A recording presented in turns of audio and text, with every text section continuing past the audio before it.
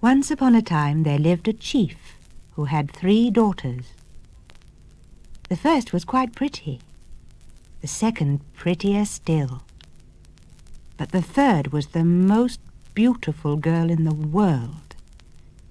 In fact, she was so beautiful that her parents were afraid that the fairies would come and steal her. So they asked the wise man what they should do to protect her.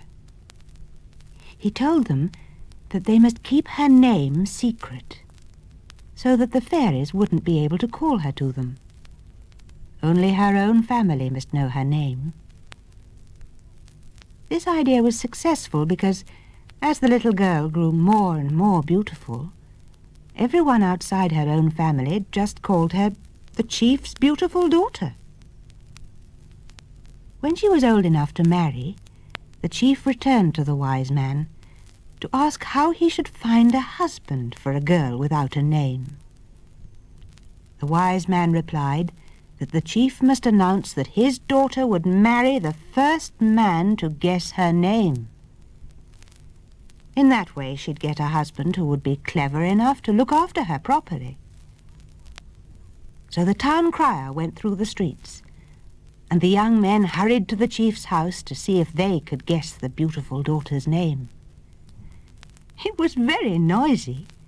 All the young men were shouting out names such as Cloud, Rosebud, Dove's Wing, and everyone was laughing, for they all knew that girls didn't have names like these. Standing in the crowd was Mr. Spider, trying to see and hear everything.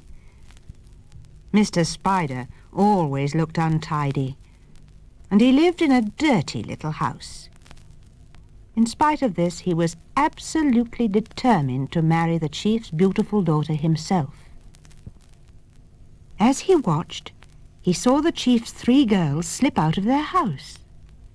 Keeping well out of sight, he followed them until they came to a big guava tree. The eldest girl found a long stick and tried to knock down some of the guavas, but they were not yet ripe enough to fall.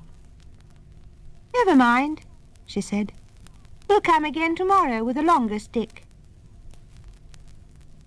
Mr. Spider was very disappointed because he hadn't heard the 2 elder girls using their younger sister's name. All night he lay awake, wondering how he could find out the secret. And at last he thought of an idea. The next morning he got up very early to carry out his plan. He stole some guavas from a nearby garden and some honey from a wild bee's nest. Then he took these, with some thin cotton thread, to the girl's guava tree. There he covered the guavas with honey and hung them from the highest branches with the thread. Then he hid among the topmost branches. Soon the girls came along, the eldest girl carrying a long stick. She swished vigorously at the branches, and down plopped one of Mr. Spider's guavas.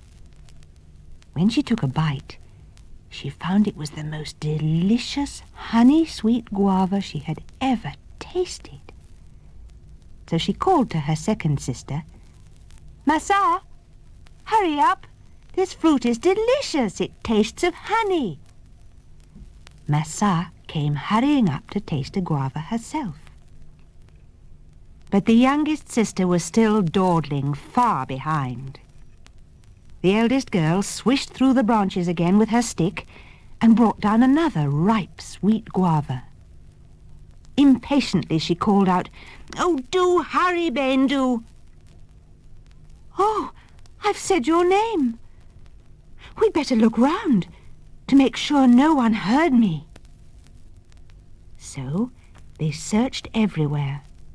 But luckily for Mr. Spider, they didn't think of looking up into the tree itself.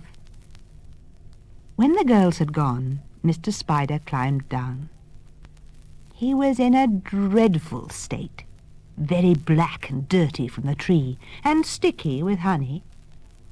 Now he knew that no one would listen to him, so as fast as he could, he hurried off to see Mr. Lizard. Mr. Lizard was sitting in his clean, tidy little house and was astonished to see the spider looking so very dirty. "Will you help me, please, Mr. Lizard?" asked Mr. Spider. "Will you take the curly horn down from your wall and blow it outside the chief's house? Then, when everyone's looking at you, will you shout the name Baindu for me?" "Of course I'll help you," said Mr. Lizard. "But what are you going to do, Mr. Spider?" "Oh, I'm going to have a bath and then follow you to claim my wife," said Mr. Spider. "Very well," said Mr. Lizard. He took down his curly horn and set off down his tidy garden path. Mr. Spider ran to his dirty little house to get clean and tidy. When he was ready, he hurried to the chief's house in the market square, where a great crowd had gathered. He'd only just arrived when suddenly Mr. Lizard blew his horn and shouted out, "Baindu!" "That's the name," the chief cried, and all the people began to shout, "Hurrah for Mr. Lizard! Hurrah for Mr. Lizard!" "Oh, it's a mistake!" cried Mr. Spider, pushing his way right up to the chief. "It's all a mistake! I guessed first." "No," said the chief. "Mr. Lizard was the first to call out my daughter's name." So, in spite of all Mr. Spider's scheming, the chief's beautiful daughter married Mr. Lizard.